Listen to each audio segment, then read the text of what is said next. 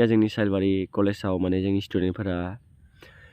गुबुन हारिनो एसटि होनायनि हेंथायै गसंदोंमोन आरोना लोगोफोर माने प्रटेस्ट खालामदोंमोन माने प्रटेस्टआबो सोलिदोंमोन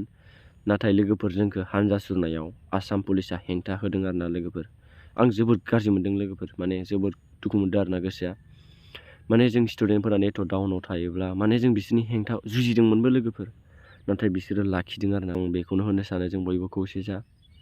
नङाब्ला बिसोरो गुबुन हारिया जोंखौ गादबना दोनजोबगोन लोगोफोर माने मा होनबावनो आरो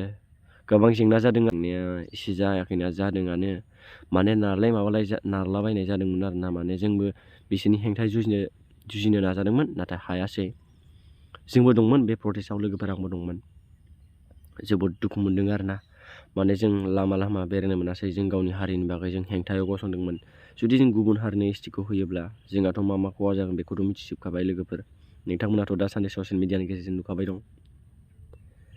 आंथ' मा होननो लोगोफोर जोंहाथ' गाबोन एग्जामबो दं बिराद दुखु आरोना लोगोफोर जुदि बिसोरो एसटि होयोबाथ' आं फरायखालालै बिसोरो एसटि मोनोबाथाय फरायखाला आरोना लोगोफोर आंना केमेरायाबो गाज्रि माने बेखायनो ब्लग फैयाखै नै आं मबाइला इयावसो दं दा बे मबाइला मामा बेलेगनिसो आरोना नङाबाथ' आं फैबाय थासिगोन आरोना लोगोफोर थ' लोगोफोर नोंथांमोना भिडिअखौ नायदो आरोना आं माने बारा बिदि बुंनोबो बारा रोङा लाजिलायदों आरोना लोगोफोर थ' लोगोफोर आं माने भिडिअखौ जेसे हायो शेयार खालामना हो आरोना